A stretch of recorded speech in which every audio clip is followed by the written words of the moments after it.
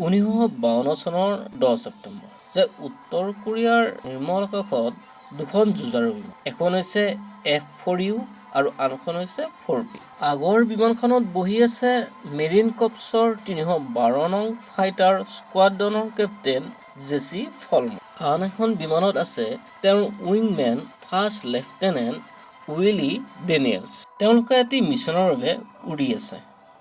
যেতিয়াৰ পৰা এই জেট বিমানৰ আৰম্ভ হৈছিল তেতিয়াৰ পৰা তেওঁলোকৰ এনেকুৱা মিছন একদম সাধাৰণ কামৰ নিচিনা আছিল।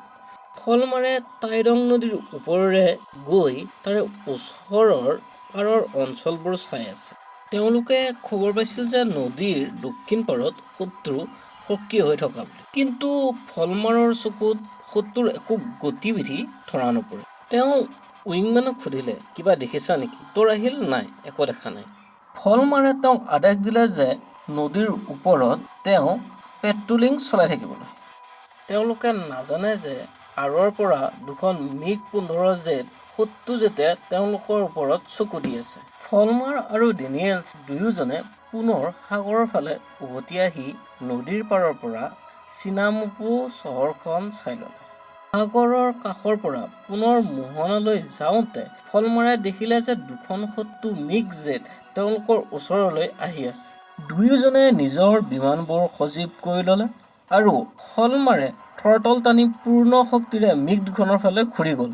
ফলমাৰে দেখিলে যে MiG দুখনে নিজৰ বাট সামৰি সিহঁতৰ মূৰৰ ওপৰেৰে গুচি গ'ল।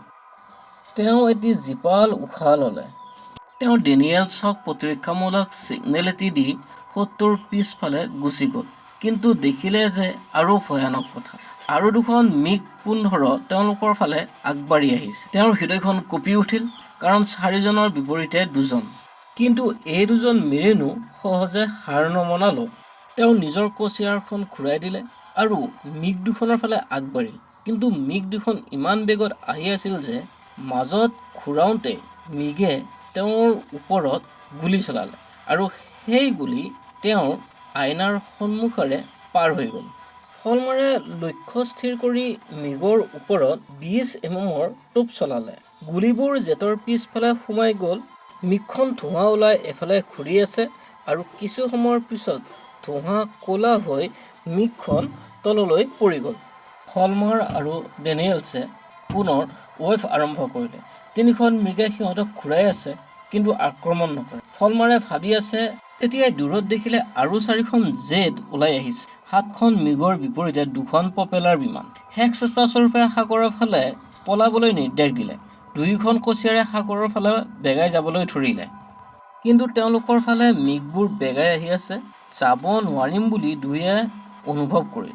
আগৰ MiGখনৰ দৃষ্টি ফলমাৰৰ ওপৰত আছে। এইটো ডেনিয়েলছে দেখি নিজৰ বিমানৰ বেগ কমাই দিলে আৰু শত্ৰুক উফৰাই যাবলৈ দিলে। MiG পাৰ হৈ যাওঁতে ডেনিয়েলছে গুলী কৰি দিলে, কিন্তু MiGে এই কথাটো আগতেই বুজি পাইছিল। ডেনিয়েলছে যেতিয়া প্ৰথম MiGখনৰ পিছফালে লাগি আছিল, তেতিয়া দ্বিতীয়খন MiGে ফলমাৰৰ পিনে গুলী কৰি দিলে আৰু এটি ডাঙৰ বিস্ফোৰণে তেওঁ বিমানখন জোকাৰি দিলে।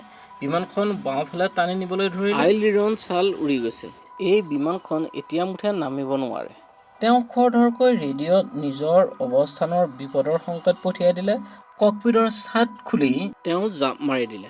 পেৰাচুট খুলিলে যেতিয়া, ঠিক তেতিয়াই MiG এখন তেওঁৰ কাষেৰে পাৰ হৈ গ'ল আৰু MiGবোৰে পাইলট নোহোৱা বিমানখনৰ কাষত ঘূৰি আছে। ডেনিয়েলছে এই সুযোগ লৈ সম্পূৰ্ণ গতিৰে সাগৰৰ ফালে পলাল। তেওঁৰ পিছত লগা MiGবোৰলৈ নিৰ্দেশ আহিল যে সাগৰলৈ নাযাবলৈ আৰু একগোট হৈ থাকিবলৈ।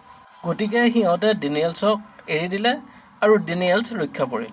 ফলমাৰে ওপৰৰ পৰা দেখিলে যে MiGবোৰে তেওঁৰ বিমানখন টুকুৰা টুকুৰি কৰি দিছে। বিমানখন আহি সাগৰত পৰিল আৰু তেতিয়া MiGবোৰ গুচি গ'ল।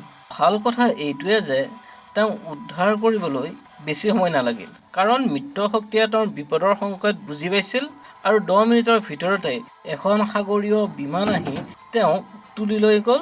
ফলমাৰে এই কামৰ বাবে চিলভাৰ ষ্টাৰ লাভ কৰে। তেওঁ মেৰিন কৰ্পছৰ প্ৰথম পাইলট হিচাপে পৰিচিত হ'ল, যিয়ে MiG-15 গুলীয়াই পেলাইছিল।